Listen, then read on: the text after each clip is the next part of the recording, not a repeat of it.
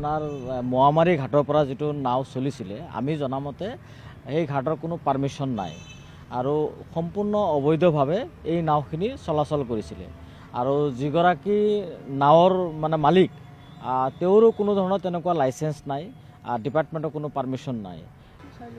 এটা কথা স্পষ্ট হৈছে যে বিভাগীয় কৰ্তৃপক্ষৰ গাফিলতি আৰু বিভাগীয় কৰ্তৃপক্ষ এই ক্ষেত্ৰত দুৰ্নীতিগ্ৰস্ত বিষয়াসকলৰ জড়িত আছে। এই গোটেই যি সিন্ডিকেট চলি আছে, যি অবৈধ নাওসমূহ চলাচল কৰি আছে উইদাউট পাৰ্মিশ্যন, আৰু যিগৰাকী মহিলা ইতিমধ্যে ডিঙি কটা গৈ মৃত্যুবৰণ কৰিছে, এই ক্ষেত্ৰত আমি ভাবোঁ যে যিসকল অপৰাধী তেওঁলোকৰ বিৰুদ্ধে কঠোৰ ব্যৱস্থা গ্ৰহণ কৰিব লাগে, অতি সোনকালে গ্ৰেপ্তাৰ কৰিব লাগে আৰু বিভাগীয় তদন্ত ঘোষণা কৰি যিগৰাকী বিষয়াই এই গোটেই মানে দৰঙৰ দায়িত্বত আছিলে এই পাৰঘাটসমূহৰ, সেই বিষয়াগৰাকীৰ বিৰুদ্ধে তদন্ত ঘোষণা কৰিব লাগে, কাৰণ এই বিষয়াগৰাকীৰ খামখেলিৰ কাৰণে এই ঘটনাটো সংঘটিত হ'বলৈ পাইছে।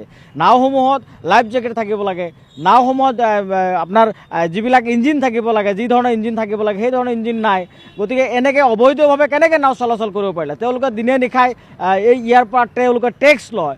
গতিকে যিসকল নিয়ম নীতিমতে যিসমূহ নাও চলা নাই, এই ক্ষেত্ৰত বিভাগীয় মন্ত্ৰী আৰু লোকেল মন্ত্ৰীগৰাকীক আমি আহ্বান জনাইছোঁ যে অতি সোনকালে কঠোৰ ব্যৱস্থা গ্ৰহণ কৰক।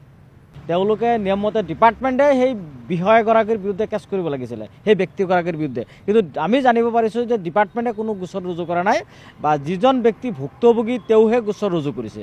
আচলতে যিহেতু অবৈধভাৱে চলিছে, যিহেতু কোনো পাৰ্মিশ্যন নোহোৱাকৈ চলিছে আৰু তাতে তেওঁলোকে নিয়ম হয়তো গুণ্ডা টেক্স লয় আৰু গুণ্ডা টেক্স লোৱাৰ কাৰণেই হয়তো ডিপাৰ্টমেণ্টে সেই ব্যক্তিগৰাকীৰ বিৰুদ্ধে গোচৰ ৰুজু কৰা নাই, কাৰণ গোচৰ ৰুজু কৰিলে হয়তো সেই ব্যক্তিগৰাকীয়ে কৈ দিব পাৰে যে আমি ডিপাৰ্টমেণ্টক মানে গুণ্ডা টেক্স দি থাকোঁ।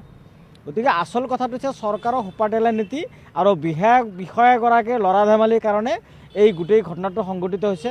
ইতিমধ্যে মঙলদৈ থানাত যিহেতু গোচৰ ৰুজু হৈছে, আমি ভাবোঁ যে তদন্তকাৰী আৰক্ষী বিষয়া অতি সোনকালে সেই দোষী যিগৰাকী ব্যক্তি তেওঁলোকক গ্ৰেপ্তাৰ কৰিব লাগে আৰু দৃষ্টান্তমূলক শাস্তি প্ৰদান কৰিব লাগে।